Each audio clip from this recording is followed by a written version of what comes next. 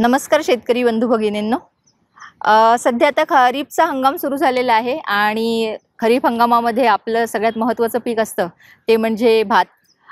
सगळीकडे आता भात शेतीची लगबग सुरू आहे। लावणी झालेली आहे, बऱ्याच ठिकाणी लावणी आटपलेली आहे। भाताची रोपं शेतामध्ये आहेत आणि अशा वेळेला या रोपांवरती भातावरती वेगवेगळ्या प्रकारच्या किडींचा प्रादुर्भाव जो आहे हा मोठ्या प्रमाणावर होत असतो। तर आपल्या सगळ्यांना माहिती आहे की सगळ्यात महत्त्वाची जर भातावरती येणारी जर कीड आहे ती म्हणजे खोडकिडा। त्याचबरोबर आपल्याला सुरळीतली अळी, त्याच्यानंतर पानं गुंडाळणारी अळी, तपकिरी तुडतुडे, त्याच्यानंतर लष्करी अळी, अशा वेगवेगळ्या प्रकारच्या किडी ह्या भाताच्या वेगवेगळ्या अवस्थांमध्ये हानी पोहोचवताना आपल्याला दिसून येतात।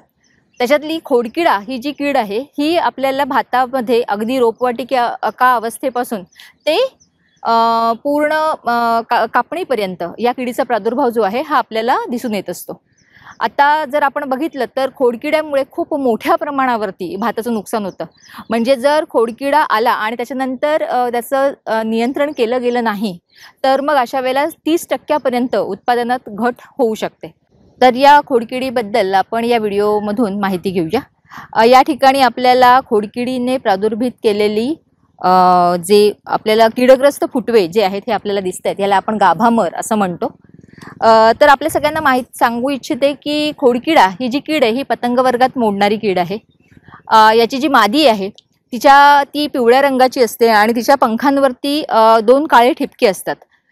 ही मादी जी आहे ही पानाच्या पातीवरती वरच्या बाजूला अंडी घालते। पुंजक्यामध्ये अंडी घालते आणि साधारणतः एका अंडीपुंजामध्ये 50 ते 80 अंडी असतात। त्याच्यानंतर अंडी उबल्यानंतर त्याच्यातून अळ्या ज्या आहेत त्या बाहेर पडतात आणि मग ही अळी जी आहे ही तिच्या तोंडातून धागा जो आहे तो बाहेर काढते आणि त्या धाग्याच्या सहाय्याने लटकत खाली येते आणि मग वाऱ्याच्या सहाय्याने ती खोडाच्या आतमध्ये शिरते।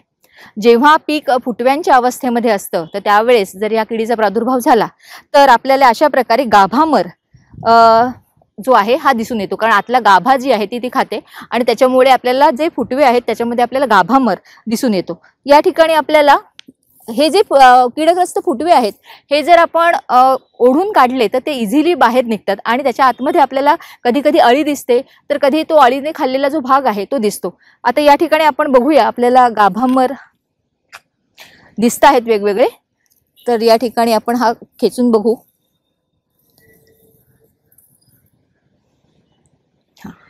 हे अशा प्रकारे या ठिकाणी आपल्याला ह्या किडीने एक्झिट होल जे आहे हे आधीच केलेलं असतं म्हणजे बाहेर पडण्यासाठी। तर याच्या आतमध्ये अळी आपल्याला दिसते का ते बघूया आपण।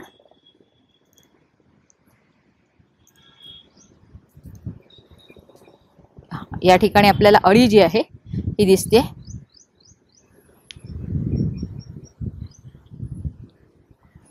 तर अशा प्रकारे ह्या ज्या किडी आहेत हा आतला भाग जो आहे हा खाण्याचं काम करत असतात आणि त्याच्यामुळे अशा प्रकारे आपल्याला गाभामर जो आहे हा झालेला दिसतो। तर फुटव्यांच्या अवस्थेमध्ये ही अशी अवस्था अशा प्रकारे आपल्याला दिसून येतं। तर याच किडीचा प्रादुर्भाव जर लोंबी निसवण्याच्या वेळेला झाला तर मग अशा वेळेला आपल्याला पळींज असलेल्या किंवा लोंब्या न भरलेल्या दाणे न भरलेल्या लोंब्या ज्या आहेत ह्या आपल्याला दिसतात, त्याला आपण पळींज असं म्हणतो। आता ही जी कीड आहे ही अतिशय महत्त्वाची कीड आहे आणि याचं जर नियंत्रण किंवा व्यवस्थापन आपण जर वेळीच केलं नाही तर याच्यामुळे खूप मोठ्या प्रमाणावरती नुकसान होऊ शकतं। तर आता याच्या व्यवस्थापनासाठी आपल्याला काय करणं आवश्यक आहे, तर सगळ्यात महत्त्वाचं म्हणजे जे सगळ्यात शेवटी आहे ते मी सगळ्यात आधी सांगते, म्हणजे जेव्हा आपण भात कापणी करतो तर त्यावेळेला भात कापणी करताना ती वैभव विळ्याच्या सहाय्याने भात कापणी करावी। वैभव विळ्याच्या सहाय्याने भात कापणी करण्यामागचा उद्देश हा आहे कारण ह्या ज्या किडी आहेत याच्या सुप्तावस्था ह्या भाताच्या धसकटांमध्ये असतात आणि अशा वेळेला जेव्हा आपण भात जे आहे ते जर जेव्हा वैभव विळ्याच्या सहाय्याने कापतो तेव्हा ह्या ज्या किडीच्या सुप्तावस्था आहेत त्या पेंढ्यामध्ये येतात आणि शेतातून ही जी कीड आहे ही नाहीशी होते। त्याच्यामुळे वैभव विळ्याचा वापर जो आहे हे करणं गरजेचं आहे। त्यानंतर ज्या वेगवेगळ्या किडी आहेत भातावरती येणाऱ्या तर त्यांच्या व्यवस्थापनासाठी सगळ्यात सोपा एक प्रकार आहे तो म्हणजे पक्षी थांबे उभारणं। बऱ्याच ठिकाणी जर आपण पक्षी थांबे उभे केले तर अशा वेळेला ज्या वेगवेगळी किडी आहेत त्या पक्षी जे आहेत ते त्यांना वेचून खातात, तर त्यामुळे तो एक बायोलॉजिकल कंट्रोल, नॅचरल जैविक नियंत्रण जे आहे ते होतं। त्यानंतर भात खाचरामध्ये बेडकांचं संवर्धन करणं हे सुद्धा तेवढंच गरजेचं आहे, कारण बेडूक जो आहे हा वेगवेगळ्या ज्या किडी आहेत त्यांच्या अळ्या त्या खाण्याचं काम करत असतो, त्यामुळे बेडकांचं संवर्धन हे गरजेचं आहे। खोडकिडीच्या नियंत्रणासाठी आपण फेरोमेन ट्रॅप याचा पण आपण वापर करतो. तर याच्यामध्ये हेक्टरी 20 किंवा एकरी 8 फेरोमेन ट्रॅप हे जर आपण शेतात लावले तर त्याच्यामुळे या किडीचं सर्वेक्षण सुद्धा होतं आणि नियंत्रण सुद्धा होतं. त्याचबरोबर ट्रायकोग्रामा जॅपोनिकम ची अंडी जी आहेत ही जर आपण आपल्या शेतामध्ये ज्या ठिकाणी प्रादुर्भाव आहे अशा ठिकाणी जर आपण ती सोडली, म्हणजे साधारणतः 50,000 अंडी ही 3 ते 4 वेळा 15-15 दिवसाच्या अंतराने जर सोडली तर त्याच्यामुळे सुद्धा अंडी अवस्थेमध्ये म्हणजे ही खोडकिडीची जी अंडी अवस्था आहे त्यांचाच नायनाट होतो. तर त्याच्यामुळे अंडी अवस्थेमध्येच ह्या किडीचा नायनाट जो आहे हा होत असतो याच्यामुळे. आणि हे सगळं करून सुद्धा जर ही कीड जी आहे ही आटोक्यात आली नाही तर अशा वेळेला मात्र आपण वेगवेगळ्या रासायनिक कीटकनाशकांचा वापर जो आहे तो याच्यासाठी करू शकतो. यामध्ये सगळ्यात महत्त्वाची आहे ती म्हणजे पहिलं जे आपण सांगतो की कार्टाइप हायड्रोक्लोराइड नावाचं जे कीटकनाशक आहे दाणेदार 4% दाणेदार कीटकनाशक हे साधारणतः 18.75 किलो प्रति हेक्टरी या प्रमाणामध्ये जमिनीमध्ये ओलावा असताना ते मिसळावं.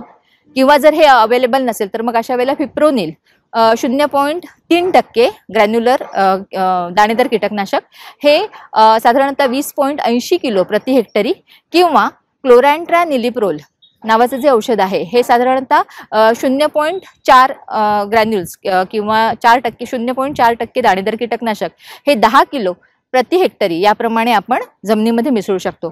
तर अशा प्रकारे आपण या वेगवेगळ्या पद्धतींचा अवलंब करून या किडीचं जे व्यवस्थापन आहे ते करू शकतो आणि या किडीपासून नक्कीच आपलं भात पीक जे आहे हे आपण वाचवू शकतो. आपल्याला हा व्हिडिओ आवडल्यास लाईक करा, शेअर करा, बेल आयकॉनवर बटन दाबून हे चॅनल सबस्क्राईब करा. धन्यवाद.